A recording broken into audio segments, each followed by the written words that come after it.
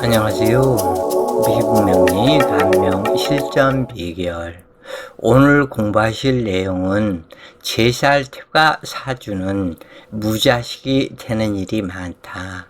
이 부분은 며칠 전에 공부를 했을 때에 이 부분을 확실하게 이야기를 드렸다 그래요. 연명사주의 제살태가 사주는 이 식상이 왕성하다.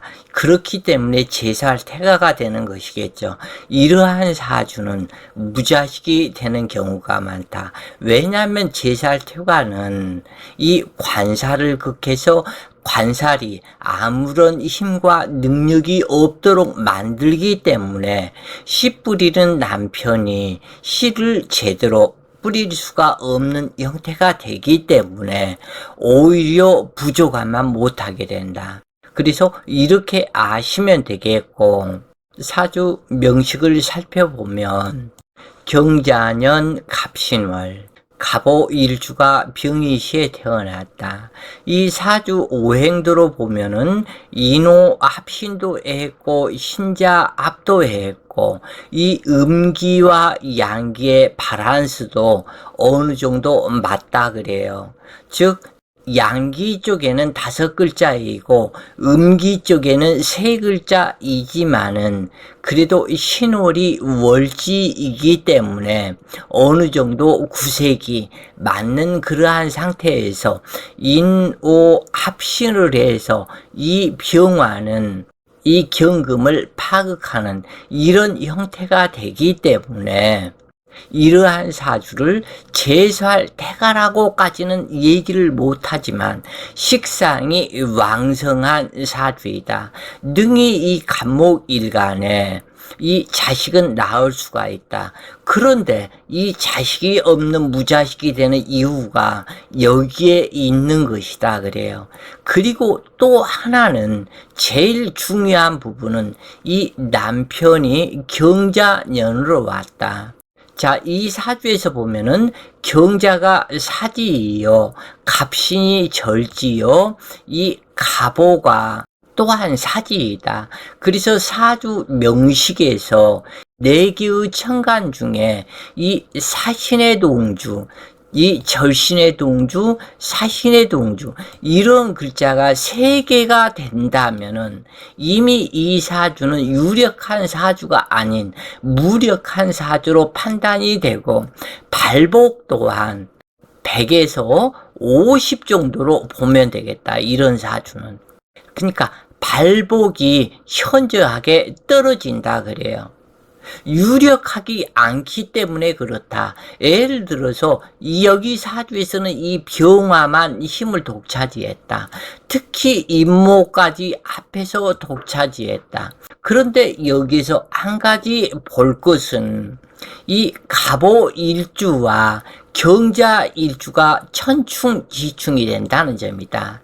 사지와 사지끼리 만났는데 천충지충이 되고 이 남편은 신자 합에 의해서 이 경금은 모양만 월지를 등령했다고 할 뿐 실질적으로 이 힘이 유력한 힘이 있는 것은 아니다. 그러나 이 병화는 인호 합신에서 그 힘을 득하기 때문에 상당히 왕성한 상태이다. 그리고 또 하나는 이 경자 남편이 내 일지 식상이 일지상관이죠. 일지 식상인 오화한테 좌오충을 하고 있다. 그래서 당주의 자식성, 당주의 자궁, 생식기를 좌오충으로 눈에 보이지 않는 좌오충을 하는 것과 같다. 그래서 이 부분에서는 왠지 모르게 이 남편이 이 아내가 무섭고 껄끄럽다. 너무 힘이 이 식상 자궁이 왕성하기 때문에 이 경금 입장에서는 힘을 제대로 쓸 수 없는 그러한 격이다. 즉 다시 얘기해서 이 경금 입장에서 이 자수는 성능력이다. 성능력이 좀 약화가 되었다. 그런데 이 처에 이 식상은 성능력이다. 성능력이 상당히 세다 그래요. 즉 다시 얘기를 해서 이 부분을 어떻게 표현을 하면 되냐면, 사막에 씨앗을 뿌리면 씨앗이 발화가 될까? 추운 땅에, 북극의 빙토에 씨앗을 뿌리면 발화가 될까? 자, 북극에다 씨앗을 뿌려도 발화가 안 되고, 이 사막에다 씨앗을 뿌려도 발화가 안 되는 것이 자연 법칙이다 그래요. 그런데 인오 합신을 하고 신홀은 이미 화기가 여여하다. 상당히 그 화기는 신홀까지 왕성하다. 그런 왕성한 화기가 인호 합신에서 간목이 또한 생을 받는 이 병화가 왕성한 화기에 사렴인 것과 같다. 이러한 상태에서 이 사막에 씨앗을 뿌리는 이 상태가 되기 때문에 발화가 안 된다고 그래요. 이 사주에 그러나 여기에 축토나 진토가 한 글자 있었다면 이때는 얼마든지 좋은 땅이다. 발화가 된다 그래요. 그리고 여명사주에서 이렇게 세 개의 주가 사신, 절신, 동주를 했고, 이런 상태가 돼서 완전히 남자가 여자 옷을 입고 태어난 것과 같다. 그래서 완전히 남성격이다. 이러한 남성격에서 남자와 남자가 만났다. 과연 부부정이 좋을까? 그렇게 부부정이 썩 좋지 않은 그런 형태를 상징하고 있다. 그래서 용신은 여기서는 신강의 극이라고 잡기는 하지만 실질적으로 제일 좋은 운은 이 토기의 운이 제일 좋다. 그런데 사주에서 보면 묘사진, 묘인 이 전부 다 목화기운만 왕성한 상태로 이루어진다. 잠시 잠깐 경진대운이 와서 이때는 좋아지는, 이때는 좋다 그래요. 그러나 이 진토가 신자진 수국을 이루기 때문에 기대할 만큼 좋은 상태가 되지 못하는, 그래서 기대했지만은 기대에 미치지 못하는 경진대운이요. 그 다음에 기묘 무인대운으로 경금의 힘만 빼는 이러한 상태가 되기 때문에 남편이 극히 무력하다고는 할 수 없지만 그래도 이 여자의 성능력에 대항할 수 있는 힘이 조금은 부족하다. 이렇게 볼 수 있는 사주이다 그래요. 평광격으로 신홀간목은 절지이지만 시록이 되었으며 신자 합수하여 인수가 되니 약변 유강으로 신강명식이 되었으나 묘한 구조이다. 신금이 합충을 당하면 자오충과 인신충이 발생하고 오화가 합충을 당하면 자오충의 인신충으로 수화상전에 금목상전이 발생하는 명식이다. 양팔자 사주로 치마만 입었을 뿐 남성격인 사주가 되면서도 일지 홍염살이 동하고 식신병화의 홍염살은 임목이 되니 묘한 사주격이다. 경금이 원령을 듣겠다고 하지만 신자합으로 약해졌고 인후합의 두 개의 간목의 생조를 받는 병화로 제살태거와 같으니 병화로 설기하고 경금을 생하며 인수를 제어하는 재성운이 길한 사주로 경금이 용신이 된다. 양천간이 신강했을 때는 관살이 용신이 되고 음천간이 신강했을 때는 설기를 반긴다. 신강명식이 관성은 인수만 왕성하게 함으로 큰 도움이 되지 않으니 재성운이 제일 길한 사주이다. 어느 사주든지 추출된 천간이 삼여절에 세 글자가 있게 되면 발복에 어려움이 따르게 되는데 경금이 사지이며 월간 간목이 절지이고 일간 또한 사지이며 대운은 제살 운으로 흐르기에 큰 발복은 이루어지지 않는다. 어제 그제 강의에서도 이 얘기를 드렸죠. 여자 사주에서 식장이 왕성하고 이 제살 운으로 가게 되면 무자식이 될 수 있다. 그러한 조건이 이 사주에는 형성이 되었는데 여명은 특히 제살 운에는 잘하면 딸을 낳을 수는 있으나 아들은 낳기 어렵고 남편이 무력하게 된다. 신자 합수에 가뜩이나 무력한 남편은 더욱 무력해짐으로 씨 뿌릴 왕성한 정력이 되지 않는다. 특히 제살 태화격과 같은 사주에서 제살운은 무자식이 될 수도 있다. 일지오화에서 병화가 투관되어 양이되니 관살과 대항하려는 성격이 강하고 고분고분 윗사람의 조언을 듣기 싫어하며 고집이 세다는 말을 듣게 되는 사주이다. 그러나 의식주에는 부족함이 없으나 남명사주에 어울리는 사주가 여명사주가 되어 항상 동하고 있으므로 안정 찾기가 쉽지 않고 관성과 대항하는 격으로 문제가 있으며 법질서를 개혁하려는 성격이 강하다.